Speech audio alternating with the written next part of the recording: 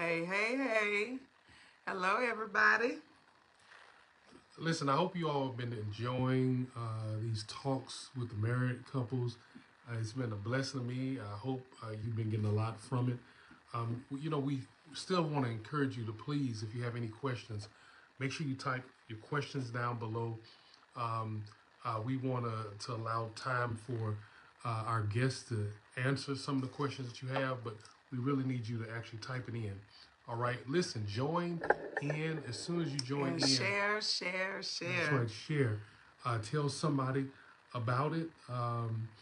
And I truly believe it's going to be a blessing to those that you share this with. Listen, if you're jumping on, we want to encourage you all to please go and buy the books that um, we're promoting. It's going to enhance your relationships. We have several books, not even just your relationship with your spouse or relationship with your future spouse, or just even your relationship with God. We have a collection that I really believe that will be a blessing to you. So, listen, thank you for joining in. What's going on, Mama Skinner? How you doing? Hey, Mama. Good to see you. Listen, share this. Share this with your family, your friends. Begin to share quickly. Quickly. We're going to get started in a minute. We're going to bring our guests in soon, but we want you to just have time to join in. Listen, while you're joining in, if you're looking, and I know some people, they like to look at the post, but they don't want to click it, but look, even if you're um, just a spectator, just looking at it, I want to encourage you to please make sure that you get your copy of Dating Advice for Married Men. Right now it's on Amazon, and you can get your copy. This is what actually started this talk that we have It's on dating Facebook. advice for married. Excuse me. Yeah, it was about the book, and again, the book is, when you start and meet the person that you're going to be with, everything was perfect. Your car was clean. He wiped the CDs in the Yeah, car. every that's when we had CDs. We don't. That was a long time Yeah, a ago. long time ago. People still use, yeah, people still have CDs.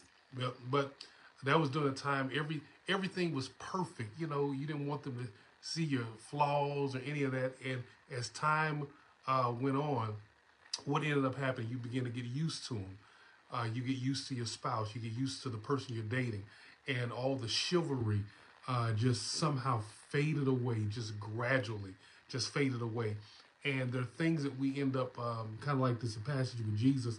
Uh, he went to his own, and his own received him not. They grew too familiar, and sometimes we can grow familiar with the person we say I do to, and we don't want to lose that. And so this book right here teaches men even how to regain that fire, that flickering flame back into a torch. It's called Dating Advice for Married Men. So again, even if you are not married, you need to get this book. It prepares you for marriage, because the rules in dating are different than the rules when you're married. So trust me, if you're a single woman or if you're a married woman, you need to get this for the person that you're with, or just get it to read it. There's questions for you, for the woman, and for the man. And you need to know what God has in store for you. You need to know what to look for. Because again, like I said, the rules for dating, they're different when it comes to marriage. I'm telling you, things change, and you want to be prepared for it. Dating Advice for Married Men. What else? Oh my gosh. We have Where's the other book? the new book. I had it somewhere. Where's it at? Okay, let me go get it. Okay. All right. Okay. Look, while we are waiting, please go ahead and share. Get someone on. Hey, Keisha. Hey, Rachel. Go ahead and share. While we're waiting, he's going to get... I should have been prepared. I'm sorry about that. So look, I'm actually excited. But before I do that, there are books that's out now that some of y'all haven't even gotten. This one was a blessing to me, 40 Days of Presence. If you want to draw closer to God, I encourage you all to get this book, 40 Days of Presence, drawing closer to God in 40 days. Some of you all do a 40 days fast. And it's good to make sure that you grow very intimate with the Lord. This one right here is a companion journal that comes along with it. I'll tell you this, this book was a blessing to me. I had an encounter with Jesus, and he rebuked me, and he corrected me on what intimacy looks like to him. And so this book was born out of this. The Lord told me to write this book and to share with others on what intimacy looks like to him. And I thought I knew what it looked like, but he showed me something totally different. The book is amazing. So please, it's on Amazon as well. And this companion journal, you jot down the experiences you have with the Lord. Look, I think if you're serious about anything, you write it down. I always write things down. When I have encounters with the Lord in my prayer time, I have notebooks on the side of my bed that I write down whatever the Lord tells me. He turns the light on me while I'm sleeping, or his phone, and the light just shining all in my eyes. So here's my thing: is if God thinks writing is important, that he wrote things down in a book. You got the book of life. God writes things down because they're important. So if God will write things down and journal things, look, shouldn't we as well? So make sure you get your journal with that. Now, some other books too. We have, the Lord has just been blessing us, and we want to be a blessing to you. Jesus Girl, Stories of Women Wrecked by Love. Nia, come on, just tell them about this. So, that's the first one. Yes, this was the first book that the Lord gave me. And there were 8 women that the Lord chose to write a story in each chapter. And then he also gave me 21 testimonies from 21 women in the back of the book. And oh my goodness, this book has so many wonderful testimonies and yes, one that I'm thinking of off the top of my head is Kenya's testimony. A young lady named Kenya, if I'm not mistaken, I believe she's a pastor, and she gave a testimony of her living in California, and there was an earthquake, and her whole house went under with her and her family. So that's in here also. And the Lord just, oh my God, just how she got saved. She was saved and her family was saved. Saved from the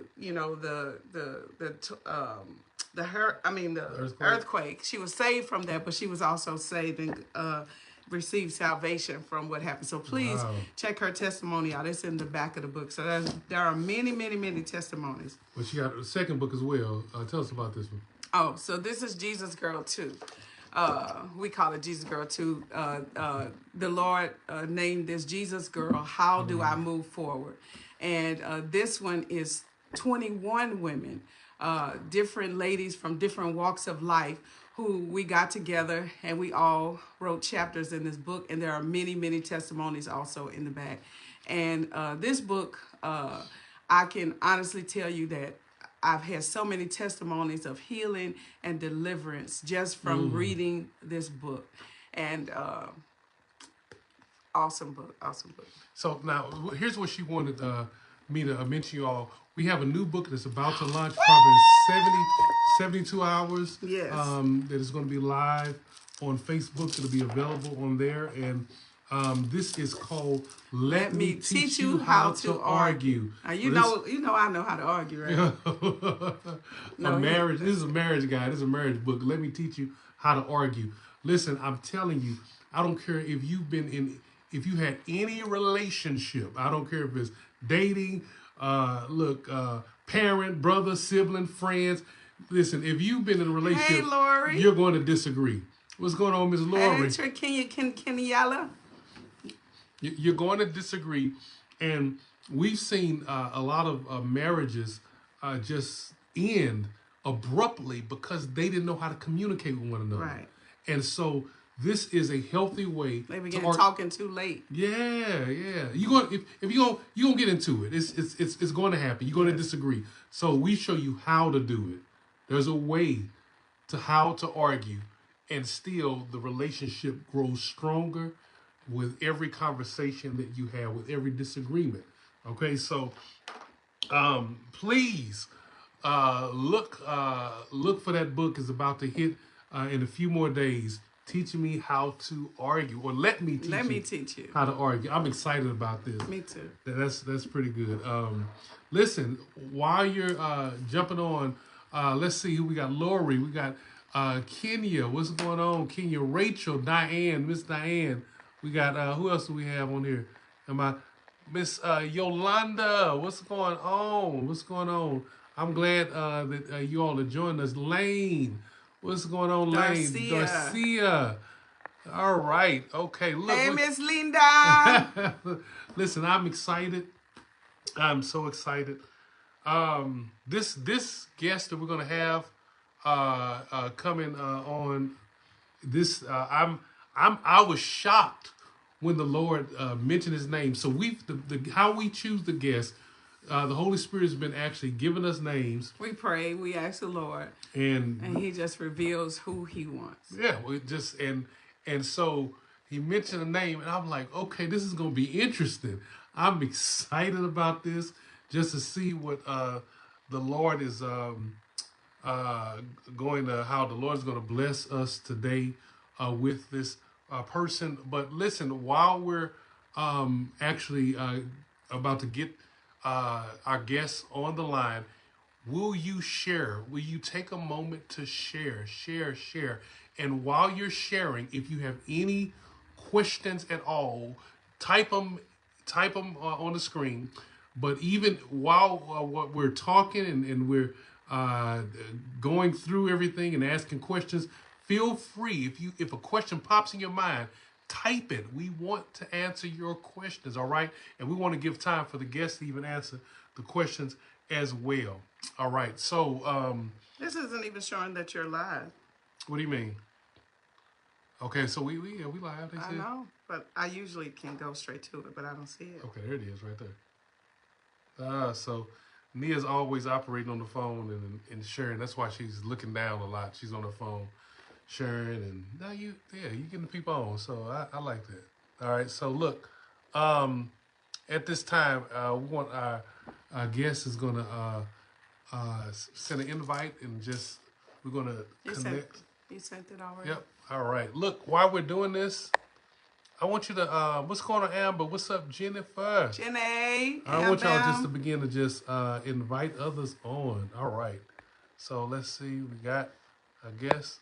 Oh, there we go. Yep, there we go. All right. Let's see. So I am excited. I'm excited. Woo! I am excited. This is going to be different. All right. Hold on. Okay, we can't see you. I think we hear you, but it's still joining. Okay, that's what it is. Yeah, but we're going to have to let this down a little bit so we can be in the frame. Okay. All right. I guess it's joining right now. Listen, look, I don't know about you all, but like, I mean, how many of y'all want to be married? Who's on here? You're single, you want to be married. Just throw some hearts up. Yeah, just jump in and just say, I do. That's something I will from last week. Not I do, I will. I will. I like that. Okay, we let's see if we can get our guests back on. All right. There we go. All right. It should work this time. Listen. There we go. Okay. Okay. There we go. There we are. Hi. Going on, man? Hey, family. Hey. You know, you're the first person that actually, when they got on, we could hear them clearly. Oh, well, wonderful. Yeah, I don't know, man. I don't know if it's the age difference. I have no idea what people. I don't know what just happened, but we can hear you perfect. Everything is good. It's so good to see you, Pastor Scooter Boots. It's good. Look, happy belated birthday to you. Well, thank you. Yeah, Thank you. How old are you now? 36. Grown. 36. Oh, goodness. Oh my Yeah. God. Wow. Happy birthday. They say I'm grown for Yeah, real no, now. you grown for real. You grown for real. Listen, it's good having you on, man. Look, I know when I called you and I said, listen, man, hey, the Lord said to invite you on to the marriage live on Facebook. You were kind of just as shocked as I was. Yeah. Okay. To come on, because there are people who don't know you. Tell the people why you were shocked when you got that call. Yeah. Well, it wasn't that I didn't feel like I couldn't contribute, but I'm not married anymore. So Wow. I said, oh, they want me to come on. I'm not married anymore. I recently widowed. Wow. So it's been 8 months now. Wow.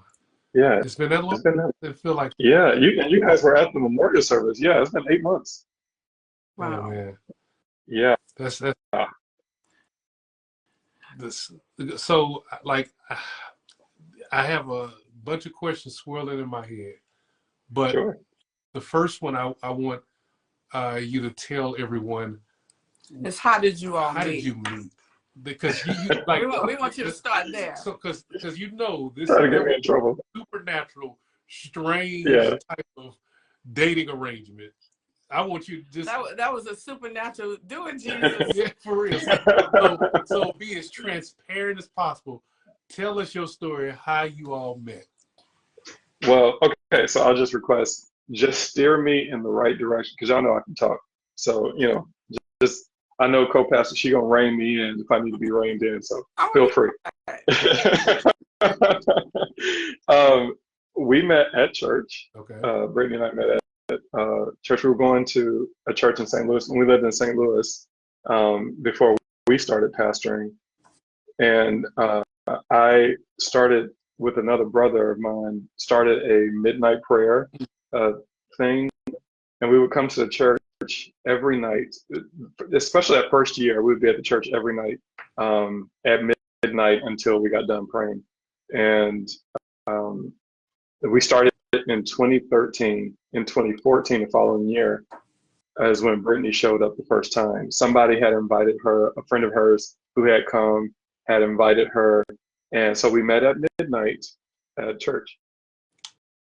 Wow. Yeah. So okay, so you were praying. Were you praying for a spouse? Or you just praying and just spending time pursuing God? No, we were at that point. I wasn't praying for a spouse because I was homeless, and I was homeless at the time. I was also jobless, so I wasn't thinking about getting married because who would I be taking care of? I couldn't take care of myself at the time. Wow. And we were praying for our nation. We were praying whatever the Lord had put on our hearts. And when I was 18, so years prior, I had already gone through a string of really broken relationships, and I just didn't know how to be in a relationship or what it really meant. And I guess I was just too young and immature to handle it. So I said to the Lord, if you ever want me to get married, you'll let me know when that time comes. So from the time I was 18 up until then, I was 25 when Brittany and I met, and 26 when we got married. It was up until that point that I just stayed single. I wasn't even trying to get with anybody, especially at that time. Wow. So like when you met her, was it like, oh, this is the one, or was it just like, oh, okay, that's a girl named Brittany? No, absolutely not. When I met, she was married when I met her. So there were boundaries there. When I first met her, she was very sick.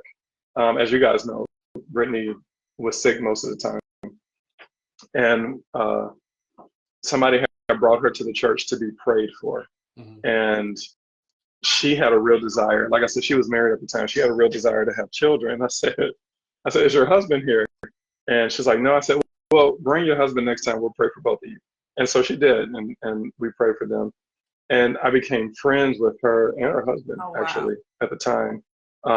And didn't think anything of it. Again, of course, at this point, I'm just trying to survive in my own life. And that year I had, when I met Brittany, I had just broken my ankle. That's when I had just met you guys. When you first came to the midnight prayer, I had a broken ankle, if you guys remember that. So yeah, I was in survival mode at the time. And it wasn't until the following year when the Lord actually said something to me, shortly after they divorced. And I know that sounds very bad, but that's what happened. Okay. So Yeah. tell me, what did the Lord say? What did you say back to the Lord? Because it wasn't just a straight, okay, do this, and he was like, okay, yeah. You had No, some. we had like a 2 hour conversation. Who did? Me and the Lord. Okay. I was arguing with him over it, and I had a lot of questions, and I had a lot of doctrinal, I guess, understandings that were in the way. Mm-hmm. And Brittany had her husband ended up leaving her. She couldn't get pregnant, and so he decided to go have kids somewhere else. Hmm. And so then he said he didn't want to work it out. He was done. He was leaving. So, and we were all friends at that time. It was a group of us at midnight, at the midnight prayer. And so, all of us was there to support her and whatever. So after the divorce, I called her, I told her, I said, listen, I know that sucks. And I know you wanted to stay married, but, just trust the Lord and keep going with your life. I told her, I was like, get a job, support yourself, just all kind of practical things. And it was maybe, I'm going to say 6 weeks after the divorce was finalized. I was at the church praying one night. And by this time, it's 2015 now. Now I'm not homeless anymore. And you guys know that amazing story. But I went to the church that night because I felt off. And I was like, I'm going to go pray. And while I'm sitting at the altar, I'm kneeled down at the altar. And I'm just like, Lord, I don't know what's going on. I don't know why I feel so off. And I feel weird. And I don't know what this is. All of a sudden, I look over, the Lord Jesus, he walked right through the wall, came over to the altar where I was like kneeling down, and he sat down at the altar right next to me where I'm kneeling. And I was so shocked, I was surprised to see him, because not that I hadn't seen him before, but it was just, I just felt off, and I wasn't expecting a visitation like that. And I just said, Lord, you're here. Hey, like I was in shock. I didn't know what to say. And he just started the conversation out. He said, do you remember when you were 18 and I told you that I would open certain doors for you only after you got married? And I said, yeah, I remember that. He said, it's time for me to open those doors. And I said, well, that means it's time for me to get married. He said, yeah, I want you to marry Brittany. And I said, whoa. Nope. I said, oh, I can't do that. That's not right. I've never even looked at her like that before. And she's a friend, and I can't do that. And the Lord, he looked at me right in the eyes, and he said, this is legal on two grounds, Slayder. And I knew where he was going with the first one. And I wasn't satisfied. And he knew I wasn't satisfied with that, with the adultery. And yeah, I get it, but and he said, there's another one. And I said, okay, what's the second witness? And he quotes 1 Corinthians 7 to me, and I could see it. If the unbelieving husband wishes to depart, let him depart. And the believing wife is not and Jesus went on to explain this to me, but the unbelieving or the believing wife is not under bondage in such cases. And Jesus looked at me and said, not under bondage of the law. That's what you're thinking. Because I'm thinking, okay, you can't marry a divorced person, And so I guess my heart was in the right place. There was just, we grow up with these certain doctrines, you can't marry somebody who's divorced. especially I had never been married before. How's that going to work? And I knew her ex, just all around just wasn't a good look. And this is, like I said, 5, 6 weeks after the divorce was finalized when the Lord came to me. And I'm just like, okay, so okay, I can follow you on that, Lord. Okay, there's the adultery piece, and then there's this unbelieving spouse who wants to leave. Okay, let him leave. You're not under bondage. I said, okay, okay. I can understand that. I said, but Lord, I don't love her like that. If I thought when I would get married that I would want to be in love with this person and see them a certain way. And he just said, I know. And all of a sudden, I don't know what he did to me, but he overcame me in some powerful way. It's like he dumped a bucket of butterflies and Wow. love and flowers and stuff all over me.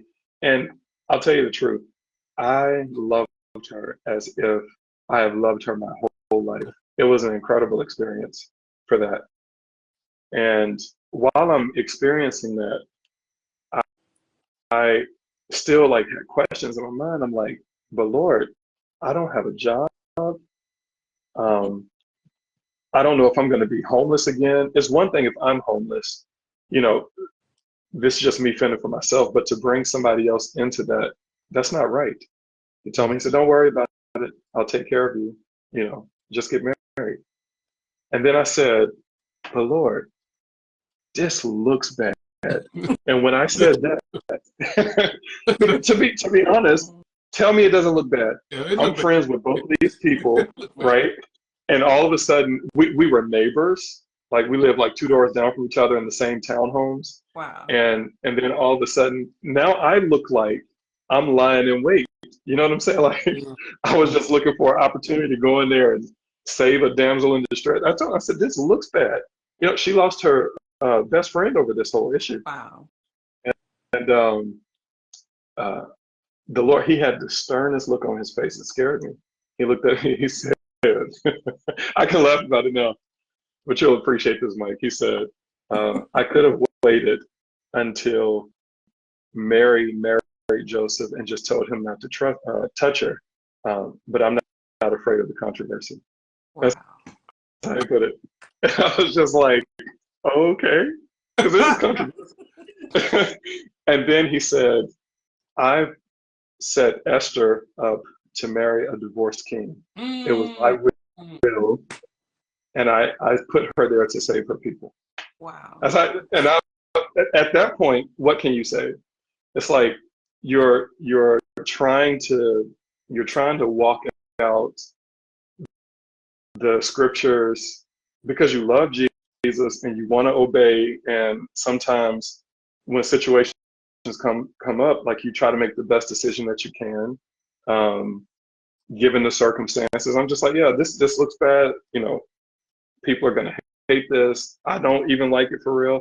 So when he responded with that he's not afraid of controversy, speaking of Mary, then I was just like, okay, Lord, I gotta obey you. And then I asked him, I said, well, does she know?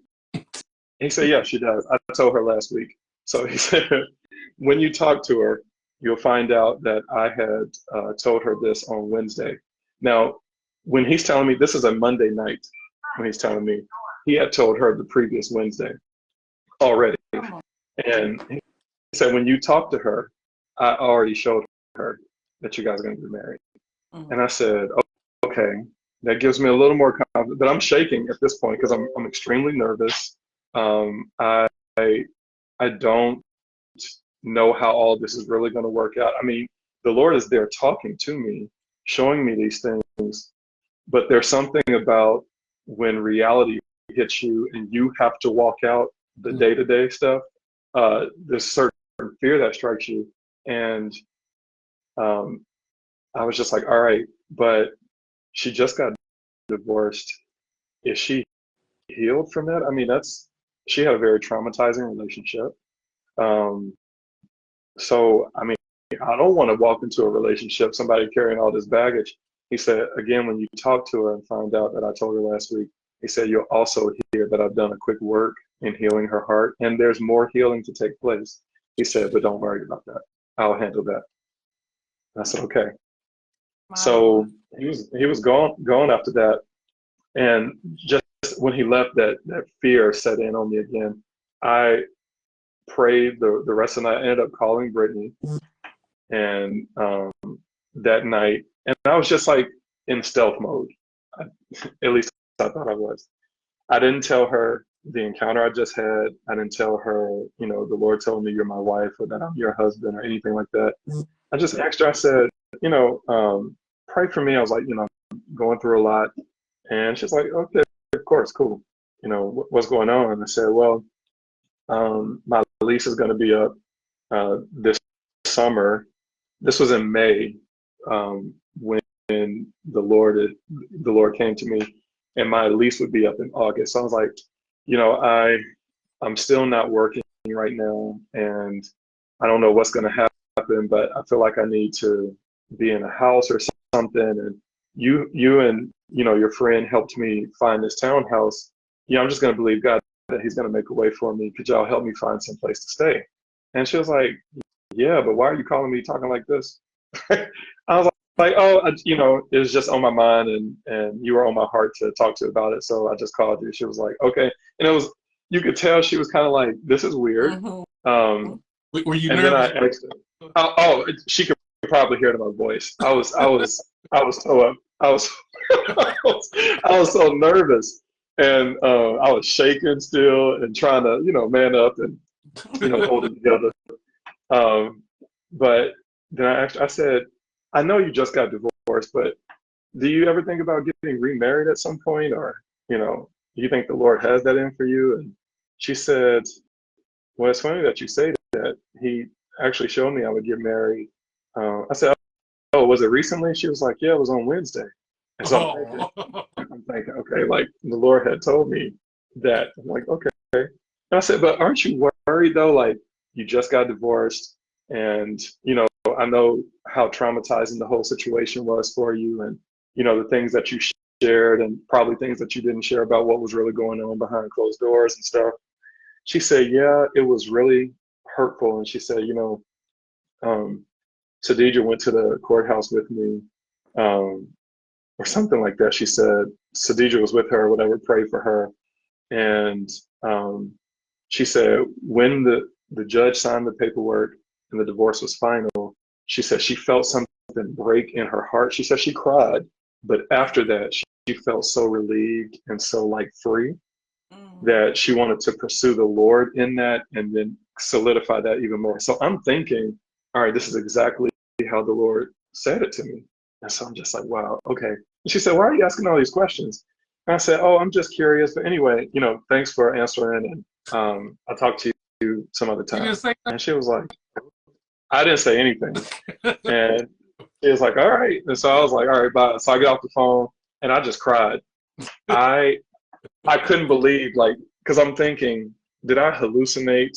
And then I was on the phone with her, and she confirmed a lot of these things, and I'm like, this is real, and it was overwhelming. I was like, my life is about to change forever, and I don't know if I'm ready.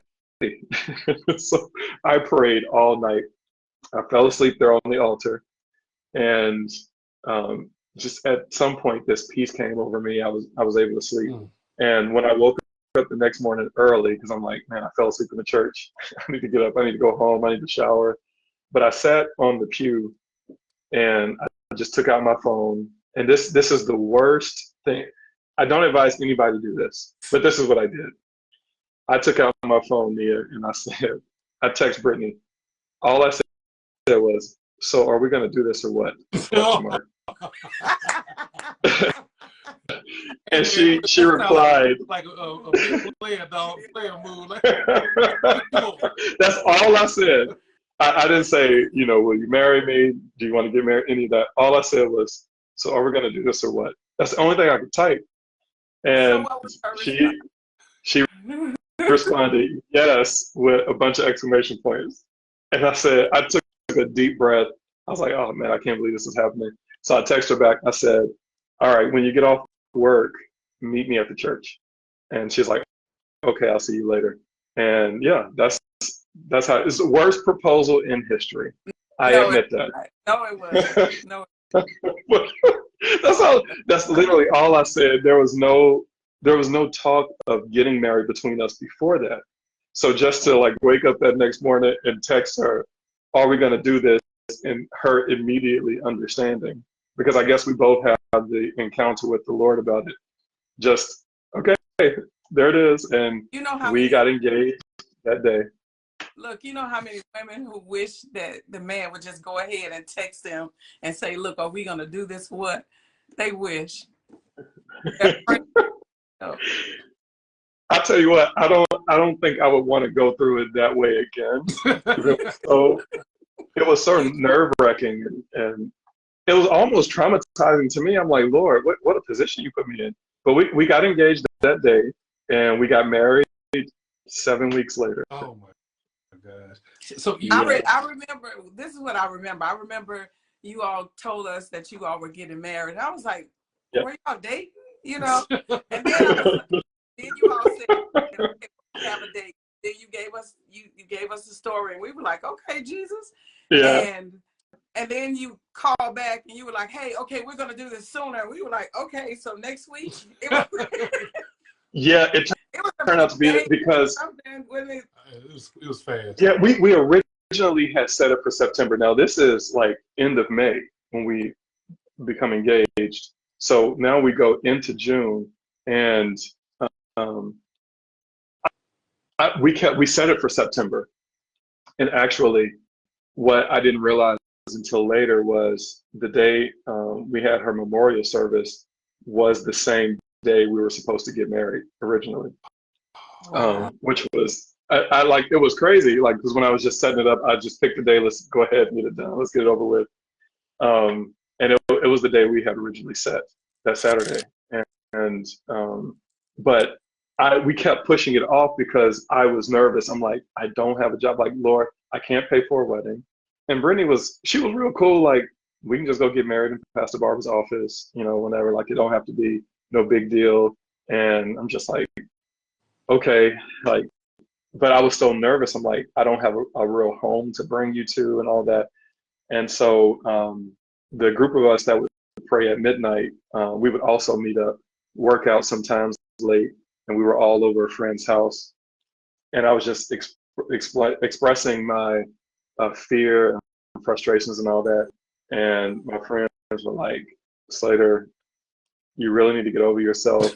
You have lived a miraculous life. Like, nobody has seen the kind of miracles you've seen, and you're still worried about this. You need to get over yourself. We're all here for you guys. We're going to support you. So, y'all should just get married. So I looked at Brittany. I was like, what do you think? She said, I can get married any day. So this is a Monday night now at midnight going into Tuesday. And I said, well, why don't we get married on Wednesday? And she was like, all right, let's do it. And I said, okay, first thing in the morning, I'll call Pastor Barbara. We'll get it all set up. And I said, oh, I got to call my mom. So I called my mom, and I couldn't believe she answered the phone. And I said, Mother, I'm going to get married on Wednesday. What? But she woke up. Like, who's this girl? And I said, it's Brittany. And I got to tell you the whole story. But anyways, we're going to get married on Wednesday. And she said, no, son. She said, no, you cannot get married on Wednesday. She said, a mama has to be at her son's wedding, get married on Saturday. And I told Brittany, I said, you want to get married on Saturday? She was like, yeah, let's get married on Saturday. So that's how that happened. So we had 4 days essentially to plan. And we had a beautiful wedding. You guys were there. And I remember we didn't send out any invitations, of course, because it was such short notice. So all I did that Saturday morning in July, I just got on Facebook. I said, I'm getting married tonight at 6 p.m. at this church, this address. You're all invited. And I couldn't believe the amount of people that showed up. It was packed. It was like this. Yeah, it was so weird. Yeah. And I think a lot of them were like, who tamed Slayder? Like, we got to go see who this is and meet this person. Who in the world got him to sit down somewhere? There was a lot of people there. It was beautiful. You know, it's so many moving pieces and Yeah. like things we can talk about, man. Honestly, I know. So like one, the fact that Jesus appeared to you and then he told you this way. Then Yeah. two, the fact that you see a lot of people who long to be married, but they're not allowing the Lord to be intimately involved in this process. Hmm. But to Yeah. hear that with a man, and it's not usual. it's not. It's not the It's usual. not. It's not the usual testimony to hear a man is at the altar Even a talking woman to at Jesus, altar. yeah, for 2 hours. But then also, I mean, it's Yeah, this like can you just encourage the people and just speak on that, how important it is when making the decision to say, you know what, I want to spend the rest of my life with someone, how important it is to have the Lord involved with this decision process. Yeah. It comes down to really a two-part question, and this deals directly with a person's belief systems. Is God good, and can I trust His timing? Mm. That's what it boils down to. Because we make a lot of mistakes when we try to seize power into our own hands, and like I said, it's not. I did you or anything like that. Date. It's We not can't wrong. can't Oh, can you hear me? no. now we can. Okay. Somebody was trying to call me. I'm sorry. Okay, that's But it's like I said, it's not wrong to date. It's not wrong to want to meet people and all that. And feel free, do what you got to do. But what I would say is we must trust God, and we can't let society, internal clocks, or any other outward pressures dictate how soon we need to get married and settle for this person or whatever because somebody showed me some attention or whatever. We need to let the Lord be involved. And the same one who saved you and spoke to you every other time can show you and give you peace about who you should marry. Ultimately, it is your decision, you and that other person's decision to get married. But we need to have the Lord's approval on that, because anybody who's married knows no matter how perfect the setup is from the Lord, you will have problems. You are going to struggle in marriage. There's going to be things that go down because when you marry someone, they get the good, the bad, and the ugly of you, and you get it of them. And two people coming together as one is turbulent ground. And you got to learn how to navigate that. And if you don't have that assurance from the Lord that this is what He wants, you're going to end up in divorce court, like so many people do, especially in the church. So we need to have His approval on it. Man, it's amazing. I would tell couples all the time, or people who want the perfect mate. And I would say, okay, let's see who was the perfect mate, Adam and Eve. Mm. They were each other and they still blew it. Yeah. They end up blaming each other. So it doesn't matter how perfect you think the mate is, you're going to have those issues. Yeah. And you got to learn how to work through them. Yeah, man. Yeah. Now something else that you mentioned that is interesting, I want you to touch on that, the fact that you literally went to scripture pertaining this whole dating relationship. Like a lot of people don't. They don't look, they'll get somebody who's not saved and they don't look at scripture like, okay, let me see what the word of God says. Yeah. How important? Yeah. The question is, Jesus your life or not?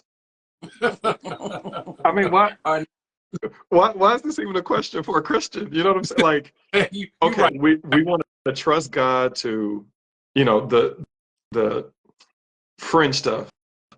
Please pay my bills. Please deliver me from this. Please do that. But not get involved with who you spend the rest of your life with? Are you crazy?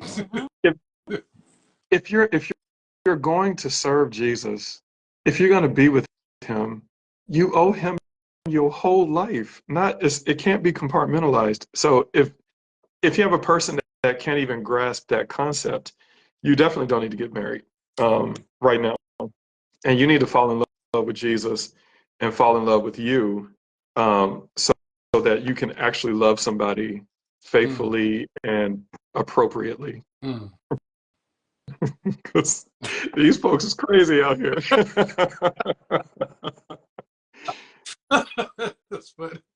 Hey man, so okay, so now that you're married, what were the challenges? What were the experiences that were beautiful? Like, and so, and did you ever, after Brittany passed, did you ever look back and say, "Wait a minute, that wasn't that bad"? Oh man. Before she passed, Yeah. I could look back and just appreciate the Lord for how he did what he did. And man, yeah. So we had a very, very rough and rocky first 4 years. Our first 4 years were terrible in a lot of ways. Not because there wasn't love, not because uh, we didn't believe that the Lord wanted us together or any of those things, because we had the perfect setup. But we struggled so much because we didn't know how to talk to each other. We didn't know how to hear each other. And we were afraid of being heard or really exposing ourselves. So we had a lot of beautiful moments, of course, but, and then Brittany dealt with a lot of chronic pain, a lot of chronic disease. So add that stress onto it. And then I would go through spurts where the Lord would not allow me to work, no matter how hard I tried. So we had a lot of external pressures. We had a lot of inward pressures. So we struggled a lot. But all of those different pressures, when I look back on it and we could reflect, didn't really hold the weight that we thought they did. The real issue was we didn't know how to expose ourselves, and we didn't know how to hear each other. Communication was the issue. Wow. Yeah. Wow. So after that 4 years, what changed? She came with some divorce papers and set them on the table. You serious? She said, Wow.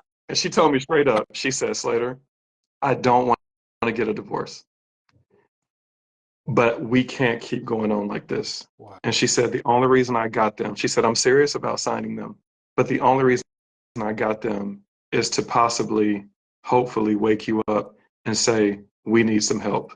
We really need some help. Wow. And I sat there and I was just like, you know what? Because I was offended when I saw the divorce papers. Yeah, Amber, we we went and got those papers. I walked in the door. She was sitting at the kitchen table, sat them, and I was like, "Oh, what's this?" And said, "Divorce? What in the world? No, this ain't." Jesus had already set us up. Like, what in the world are you talking about, woman? But she said, "We need some help," and I asked her. I said, "I would agree that we need help, but I don't know where to start." She said, well, and you know how resourceful Brittany was. She said, I found somewhere where I think we can go and get help. And I rolled my eyes. I'm like, now I'm a pastor, right? And so we pastor in the church and everything at this time. And this was 2019. Yeah, it's 2019. And I'm like, what are these people going to tell me that I don't already know? Like, and then, in my pride, there's that. And the way with the Lord deals with me, I know he ain't dealing with everybody that same way. It ain't like Jesus is making appearances to everybody like this all the time.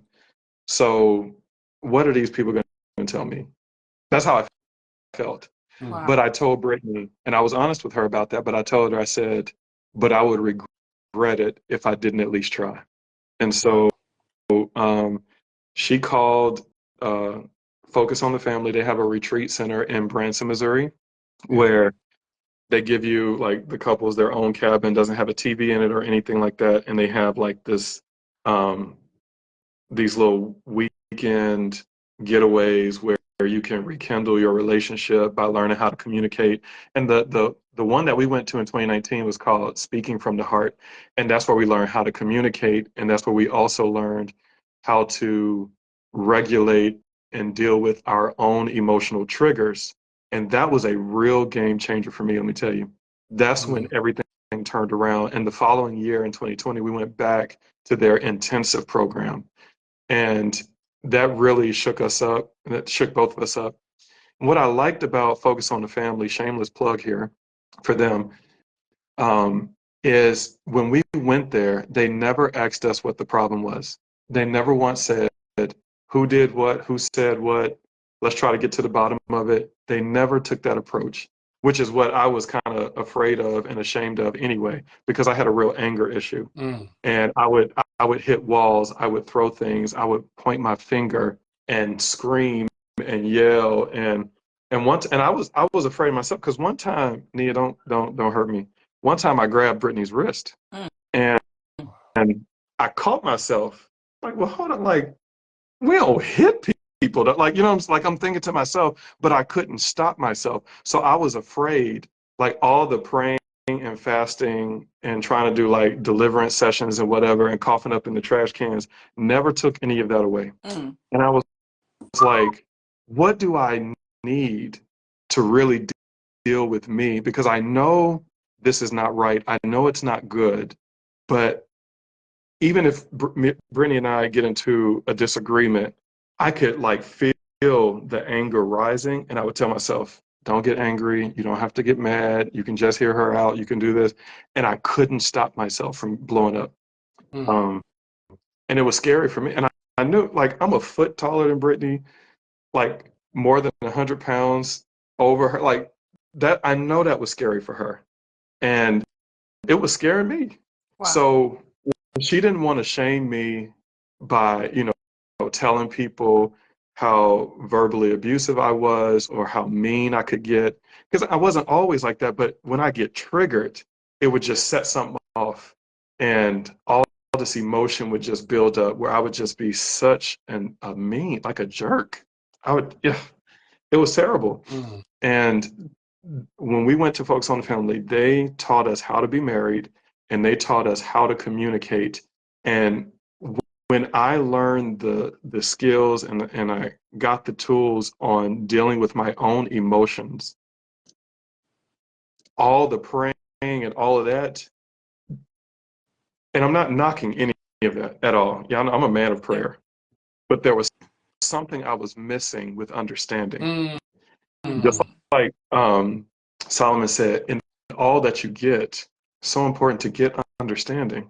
And just like the Lord Jesus, he said in the parable of all parables, he said, if you don't get this parable, you won't understand any other one, I tell you. The parable of the sower. The first one, the seed that was sown by the wayside, he said, this is when the word goes out and they did not understand. And Satan was able to immediately come and steal the word that was sown. So I lacked understanding. I lacked real wisdom. So when they gave me the tools, I haven't blown up since that day. Come on, Jesus. And you're talking about somebody who couldn't stop himself, out of control. Yeah. And from that day on, and we would get into disagreements, and I like it's like I would look for, like, where is it? It's not here. Because I learned something about myself in that whole process. Anger for me was my protector. It defended me when I didn't want to feel what I was really feeling. Anger was there to cover me, to protect me. That's what was happening. And when I decided to grow up and feel what I was actually feeling, anger had no place to be there. Rage had no place. Come on. Because it was protecting me from feeling weak or feeling like I wasn't enough or feeling inadequate, or when I would feel like I was being perceived as lazy because I didn't have a job, or that I wasn't a provider. So anger was there to protect me from feeling all of that. But the moment I decided, say, hey, this is how I truly feel, let me sit in that for a minute and feel it, from that day to this one, that was 5 years, going on 6 years ago now, Wow.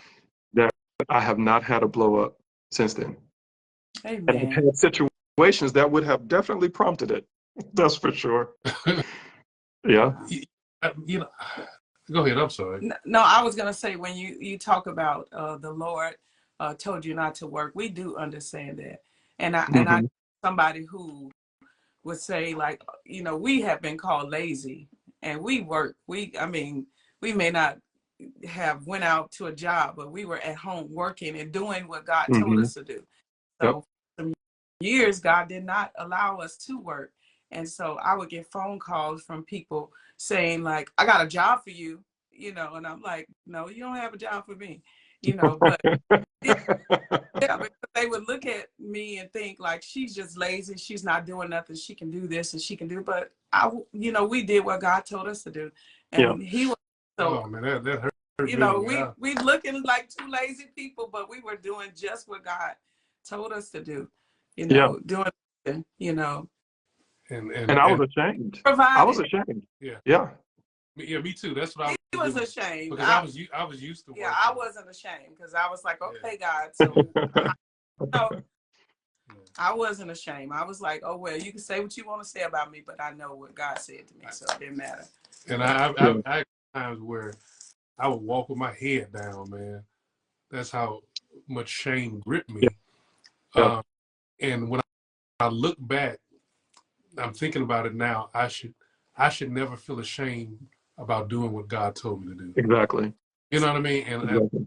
that was the issue, how the enemy would uh, take control of that moment. Yeah. You know? And the other thing is about anger too, Slater. Like that had been something that I would just struggle with, was just anger and uh, you know, Yeah. and the Lord has helped me. He has helped me a whole lot. And learning to just be like, just be quiet, girl. Just Hmm. hush, you know. Yep. Yeah. But So it's yeah, but it's that's what changed for us. what was interesting what you were talking about, man. Like I'm sure a lot of people when they see, okay, Pastor, this just to see the humanity, how you still have to conquer that will. Wow. Oh yeah. Was it like, did you know a lot of that was in you before you got married? Yes. Okay. Um, but it got worse, that's for sure. And because, you know, you can kind of let stuff slide on the outside, but then when you come home and you got to get in the same bed, you can easily slip into real resentment. And I think it was a resentment for myself that I took out on Brittany, Hmm. um, was the real issue behind that. And where I thought, things would get better, they only got worse until I was ready to face Slayder. And when I was ready to face Slayder and deal with what was going on the inside of me, I could never get rid of any of those things. And I realized I treat emotions now, said, the Lord is so brilliant, to give mankind emotions like he does. Um, because now I've learned to look at emotions like data. If I'm feeling this way, there's something that's happening inside of me that I need to address. Hmm. And I would never address it if those feelings weren't there. So I need to actively sit in that for a minute and say, okay, what's really going on here? And then allowing the Lord to come into that dynamic and saying, okay, Lord, help me deal with me. What's going on with me that these feelings are coming up? So I learned to stop feeling bad for feeling any type of way and looked at it as, all right, this is my internal alarm system. Something is going on and I need to address it. And am I adult enough or responsible enough to face it? Because that's what adults do. And if you're going to be a healthy adult, you have to take responsibility for your actions, for your thoughts, your beliefs, your feelings. And most people, what we find, and I've counseled a lot of couples, what I find is that most people have not really grown up yet. We're still throwing tantrums like we're children because we're not ready to face ourselves and deal with it responsibly. So can just for people who they need the baby step, Yeah. walk people through, okay, what does it look like to process these emotions? What do you do? What do you say? Like, just kind of give us Okay. a step by step. So the way we learned it, which was very helpful, they called it the caring cycle. So this is, you need to take responsibility to care for your own heart. So side note here, here's the problem with Christian marriages and why our divorce rate is just as bad or even worse in some cases than the world. Because we have not become good enough students of the Lord and His Word to understand things that He said and be challenged by the things that He says, not just being able to quote them. For example, what is the greatest commandment? Love. Yeah, to love the Lord your God with all your heart, with all your mind, with all your soul, with all your strength. And what's the second greatest that's like the first? To love others as yourself. As yourself. Mm-hmm. And you ask somebody, do you love you? Everybody goes like, maybe, probably not. Well, it's a bunch of stuff that I don't like about me. So how can you love someone if you don't love you? We take the scriptures and we try to make everybody else more valuable than us, when what the scriptures teach is that everyone else is as valuable as you. So if we have the right value system and I'm receiving, so what that tells me about another person is, oh, you haven't really received God's love and you haven't really loved Him with everything in you. That's why you can't love anybody else properly. That's why you climb it in the bottle. That's why you run to pornography. That's why you hit people, you slam doors, you shut down, you go out, you cheat, you do all these things. Why? Because you don't love you and you're trying to cope with yourself when you won't face yourself. That's what's happening. And so we haven't taken the Lord seriously. That's the real problem. But then if we go the baby steps, I can give you what was given to me, the 5 A's. Okay. Which are, and this is where Amber and Rachel, y'all take the notes for the people. Yeah. Here are your 5 A's. First, awareness. Second, acceptance. Third, what is the third one? I done lost it myself. All right. Awareness, accept the responsibility. What's the A? To invite the Lord. So you ask Him to come in, and then you attend to your heart, and then you act with integrity. All right. So awareness. The first thing you got to do is just recognize when you're triggered. Oh, Okay. I'm triggered. When my spouse said this, I responded, or I felt like this, and I responded this way. All right, so I'm triggered. And triggers can get real physical. You start breathing real heavy, your palms get sweaty, you heat up, you start shaking, you start clenching your jaws, you start balling your fist. Like, we normally have some kind of physical response to being triggered. So awareness is gonna actually start you on the right path in order to actually deal with stuff and heal. So you got to be aware. The second A, acceptance, is accepting responsibility to care for yourself. You have to say, all right, I need to take responsibility for my own feelings, for my own responses, my own reactions, and whatever they are, my behaviors, my thoughts. I need to be 100% responsible for those.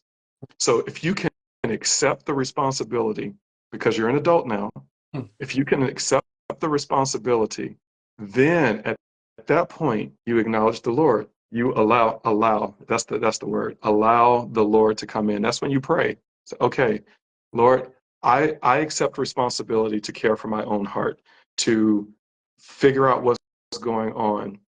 I need you to come in and actually show me myself, show me what I'm missing. I need your help. So when you now you've opened up space. You started off triggered. Now you're in a place where, all right, I'm sitting myself. And when I would get triggered, let's say me and Brittany were having a little disagreement or an argument or something, and I recognize, okay, I'm triggered. I would stop the conversation. I would tell Brittany, I would say something like, okay, babe, like I'm triggered right now, and I'm not going to be able to have this conversation with you with integrity. What I need right now, I need to step away for 20 minutes. Just give me 20 minutes to go deal with me and my trigger. And then after that 20 minutes, I want to come back and then have the conversation. Is that okay? We would always give each other that space once we learned better, because there's no reason going back and forth. So today, Slayder, I had to do that. I'm Well, amen. right now, and I'm good. I listen. And he was like, "You don't want to talk?" I'm like, "No, because I'm angry. I'm gonna be nasty. So let's talk later." Yeah. Now, All right, anybody? And I just walked away. I said, all right. See, most people can get there, right? Yeah. But what do I do with that time? And see, we had to learn to set boundaries.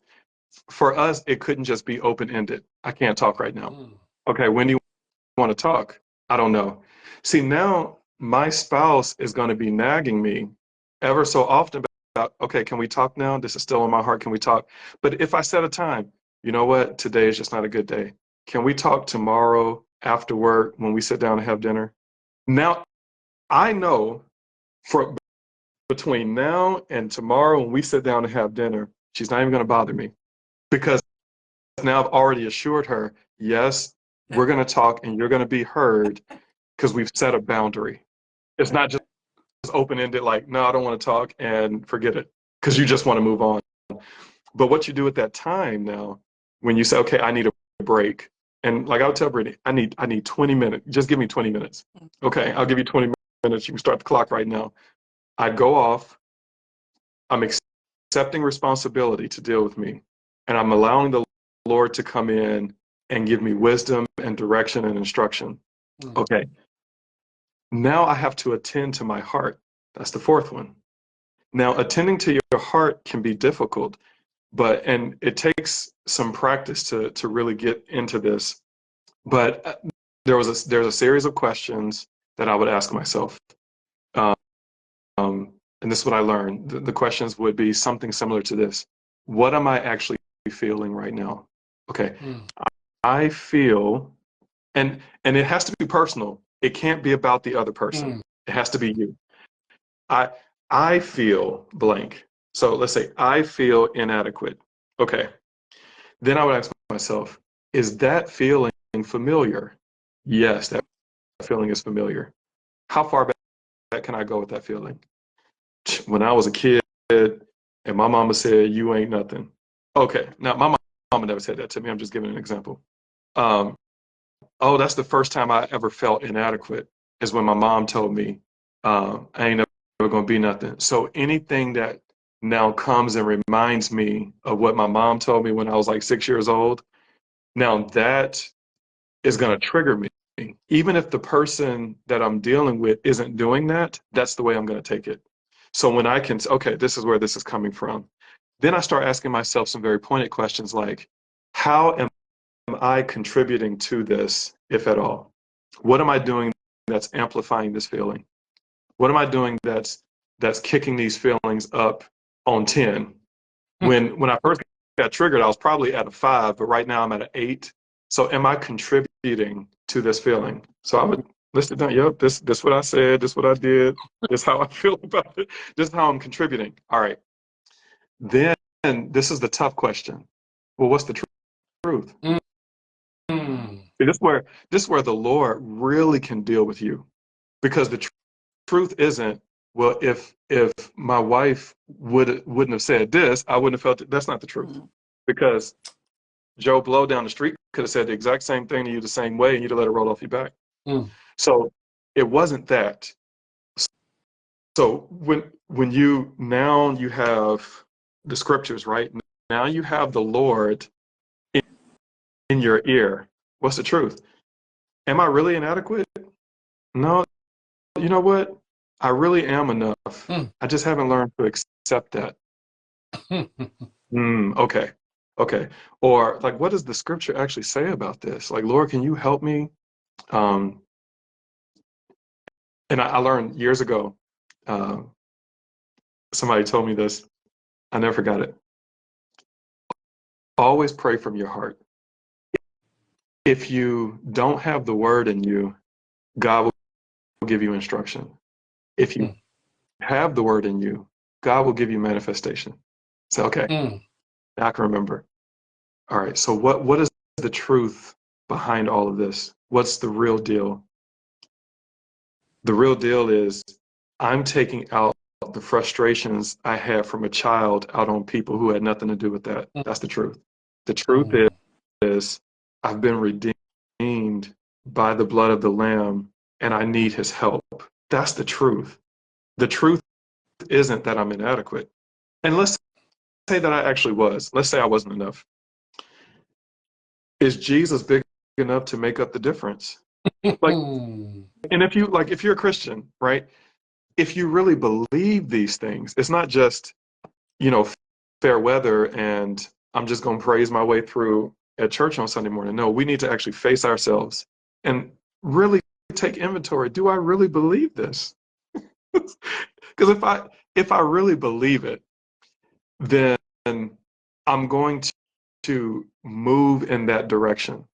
Wow. So the attending, that's the hardest part for people to do, but it's so necessary to actually process what's going on in you. And then once I can attend to my heart and care for myself and really, like what the Bible says, guard your heart. And most people misunderstand guarding your heart to think guarding my heart means to shut down. That's actually damaging your heart. Guarding your heart is putting myself in a position where I can stay open to God, where I can stay open to my spouse. So that me taking that 20 minutes from the argument to go deal with me allows me to keep my heart open. It's not shutting Brittany out. It's not shutting her down. It's not kicking her away.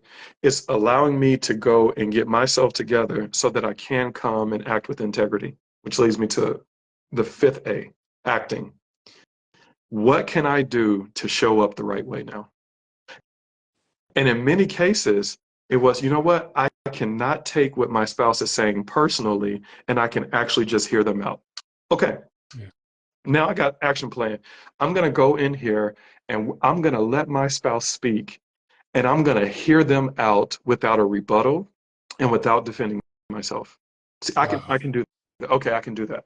So then when Brittany and I learned how to talk like that, we had to establish the rules, of course, which would be when we have what we call them heart talks. That's the way we learned it. When we have these heart talks, when you have the chance to express yourself, there are some rules.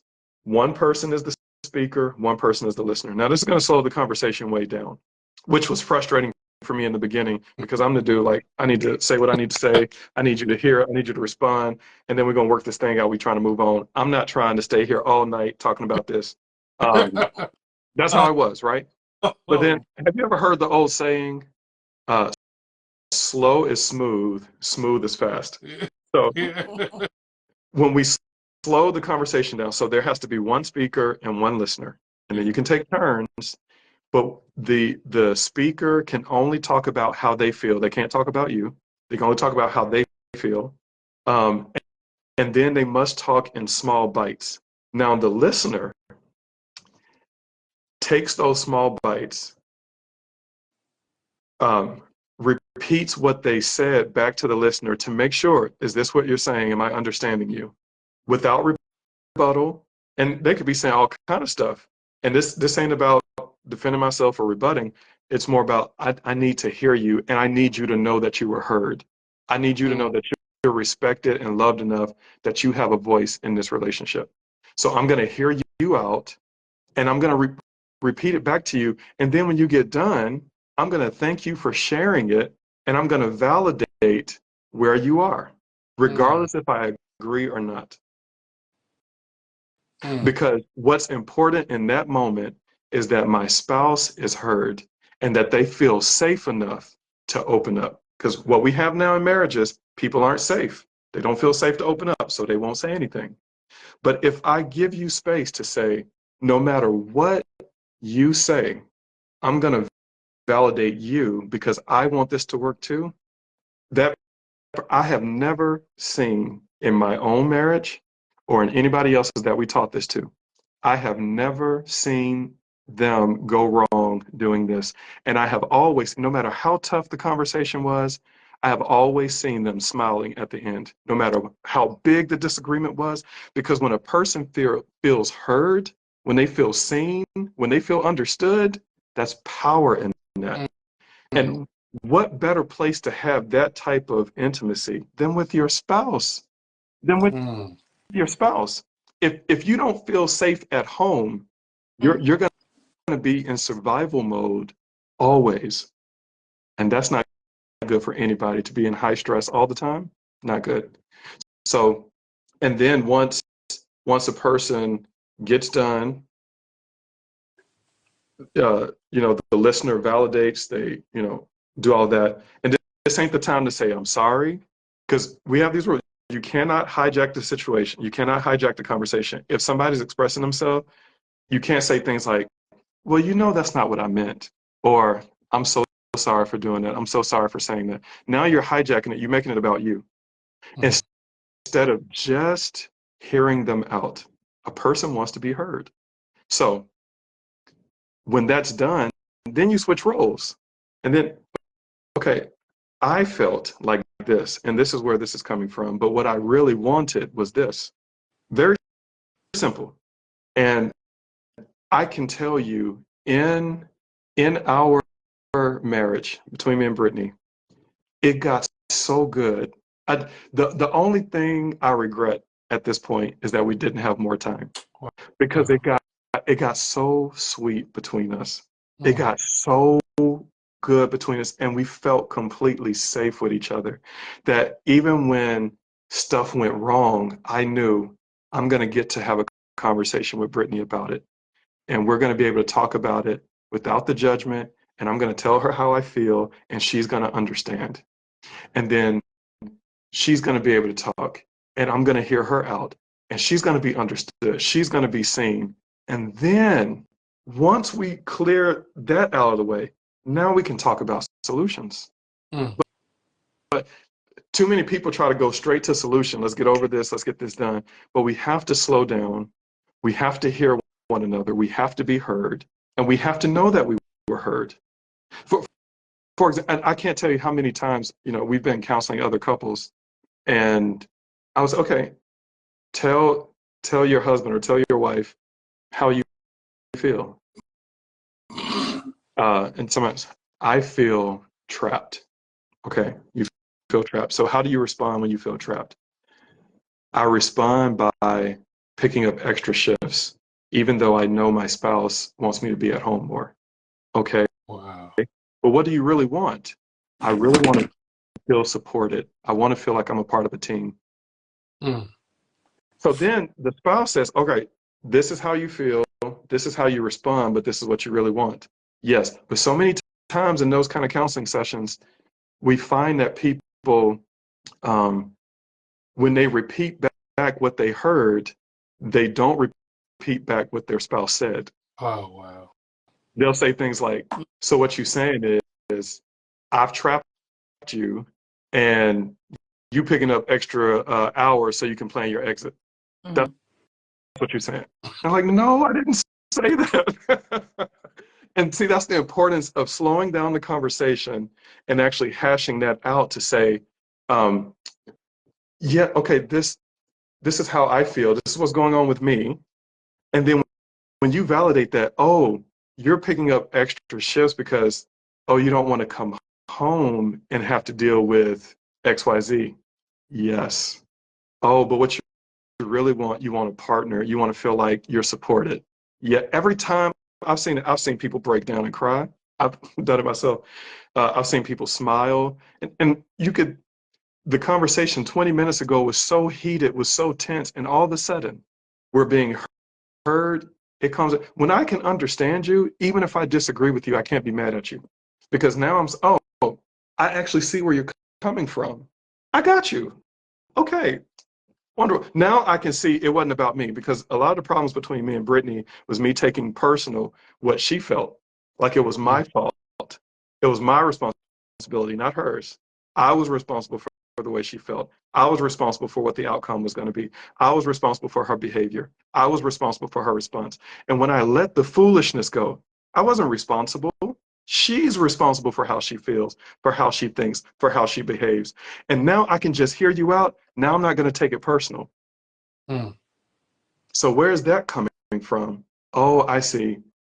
Ever since you were a kid or ever since you were a teenager, you felt like you always had to contribute. So you worked, really hard all the time. So now when you're in marriage, you feel like you can't take a breath.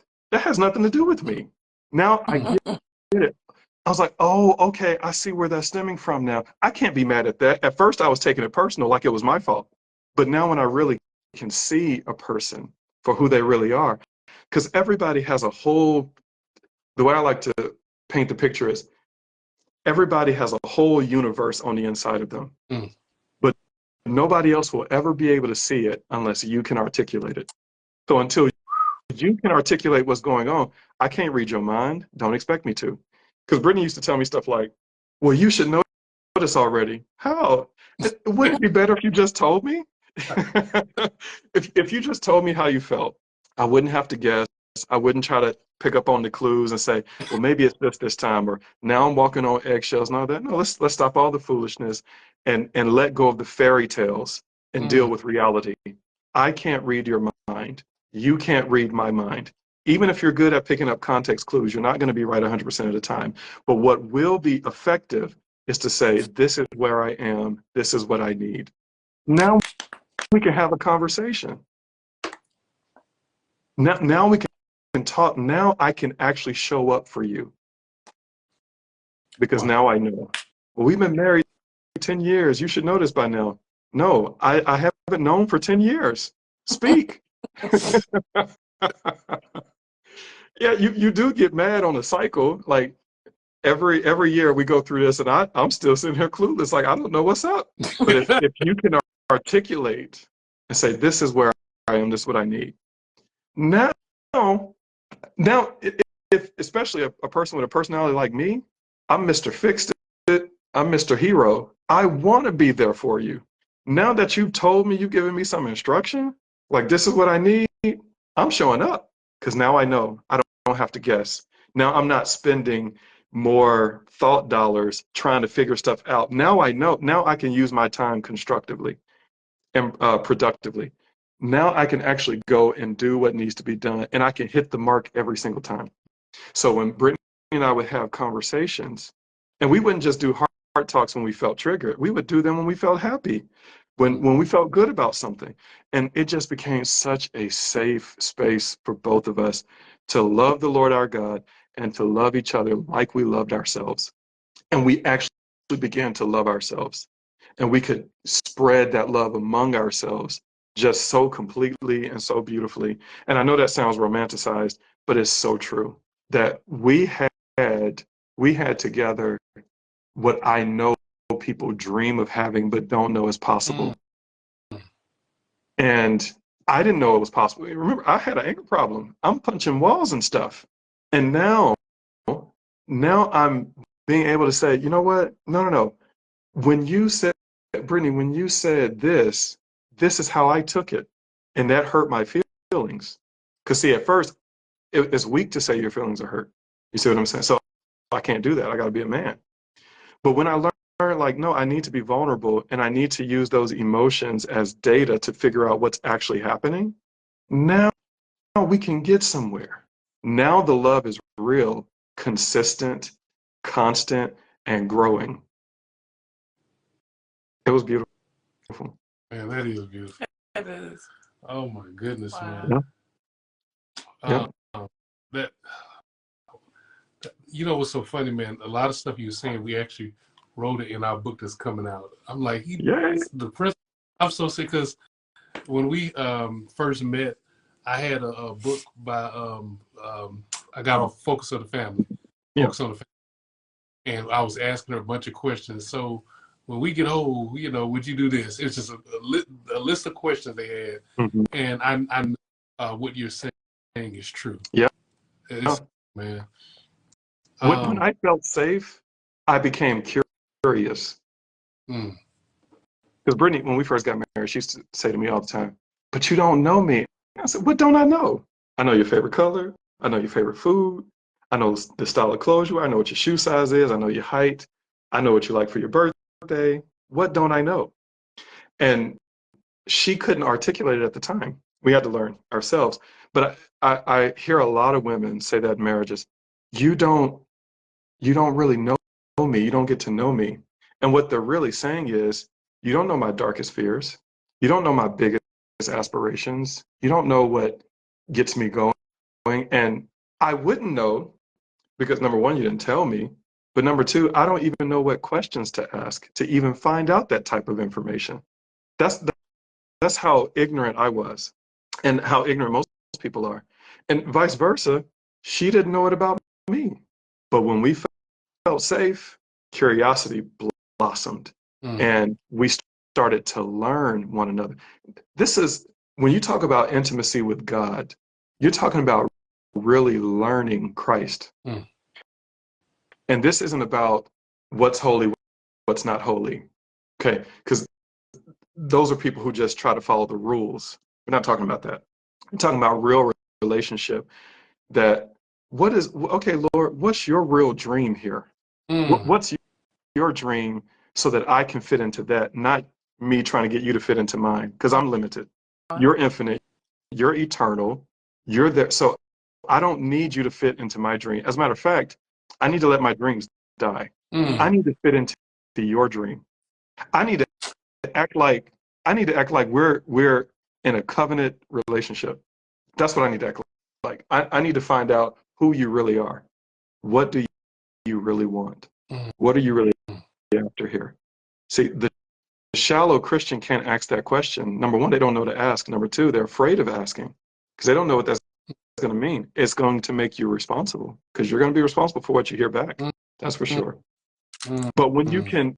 when you can traverse that type of dangerous territory with God, you begin to really know Him, just like Paul said in the um, uh, how does he say in the that I may know Him and the power of His resurrection and the fellowship of His sufferings.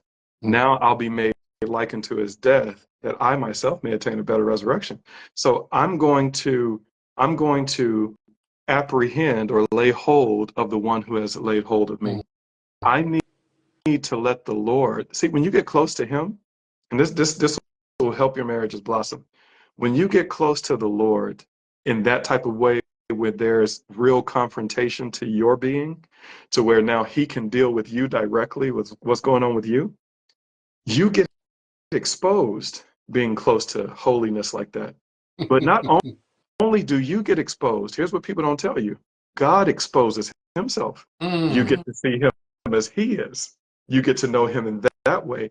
And there you are transformed into the image you behold from glory to glory. There's levels to Wow. this. It grows and it's powerful. I know the Lord today in a way that I didn't know existed 10 years ago, 5 years ago. Wow. I know Him today in a way that I would fantasize about, oh, I wish I had that kind of relationship. And now being in it, I want more Mm. because now I see just how shallow my thinking was about who He is. When that stuff is exposed, you start to want to drink Him in. So now take this to the marriage. When you feel safe and you're going to expose yourself to your spouse and your spouse expose themselves to you, what's going to happen? You get a front row seat right into that person's heart. Mm. You get to know everything and they feel safe enough to open up about it.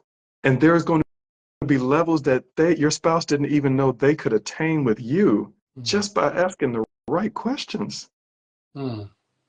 Brittany and I would be talking like, okay, what, and just to help you out, if you need, like, because a lot of people are like, I don't know what to ask. Go to Google and say 100 questions to ask your spouse. Yeah, you're gonna get 100 different free articles with all these different questions. And you take them. Uh, Name a time in your life when you felt the most embarrassed. Now you're getting to know a person because you don't know to ask that question. Then all of a sudden you ask that kind of question, they may laugh, and then it becomes this funny thing. You start knowing different things about them, and then you say stuff like, "All right, so now what do you really want out of life now? What do you really want out of our relationship, out of our marriage?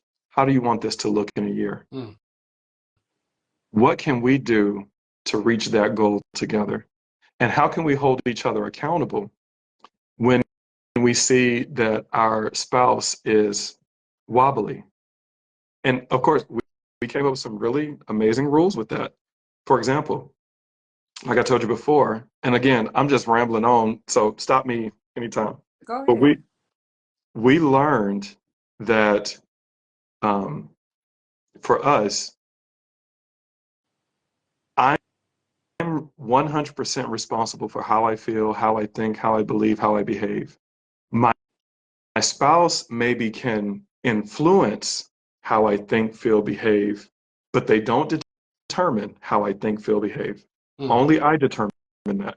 So if I'm 100% responsible and my spouse is 0% responsible, then they can only help me at my invitation. Mm. But if you get somebody trying to bulldoze and break down the walls, they're only going to build more walls. Mm. But if they invite you into that little secret garden, say, "Hey, here's what I'm dealing with." This is where a spouse really learns how to pray.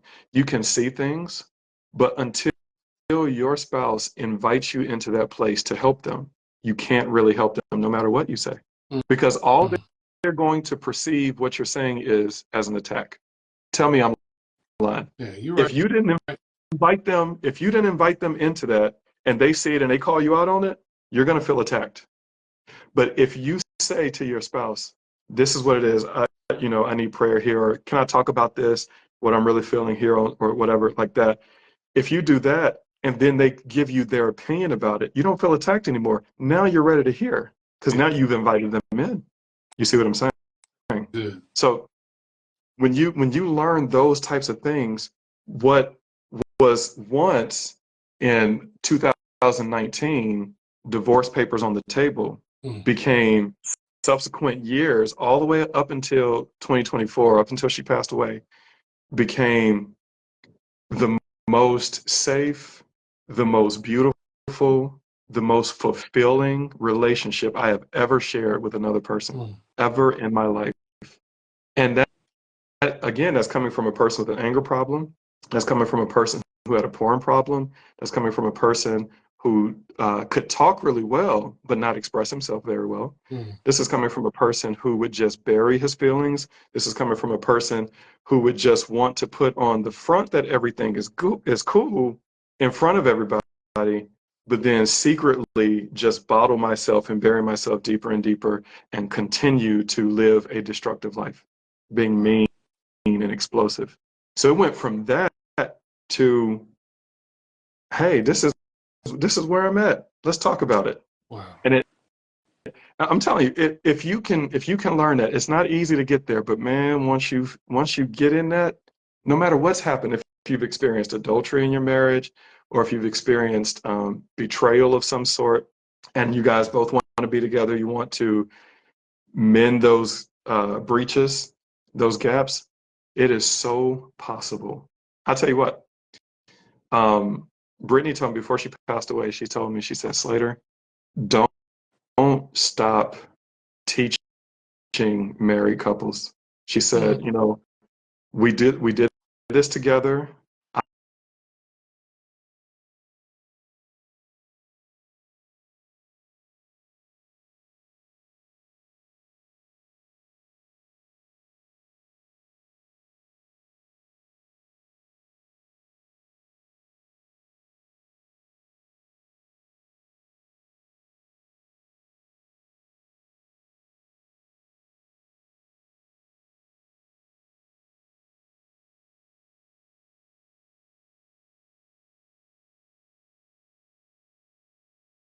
Okay, can you guys still hear me?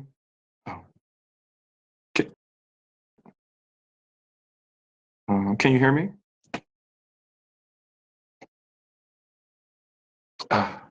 Man. Mike, Nia, can you hear me?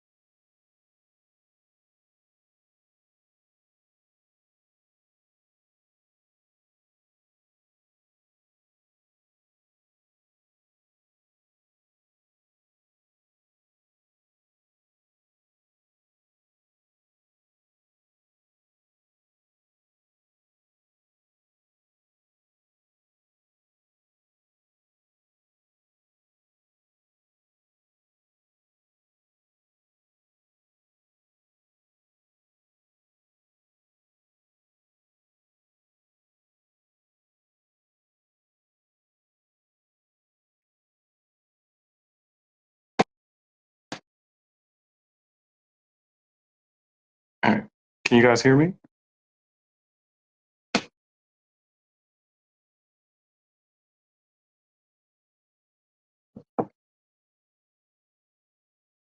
Hello? Hmm.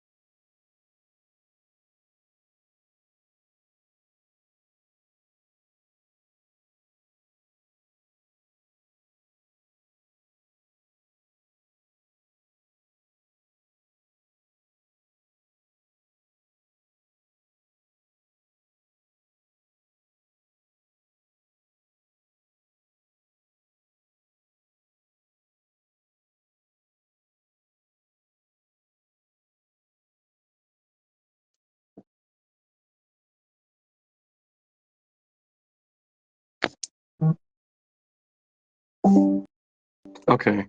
So I'm being told that they can hear me. Can you guys hear me?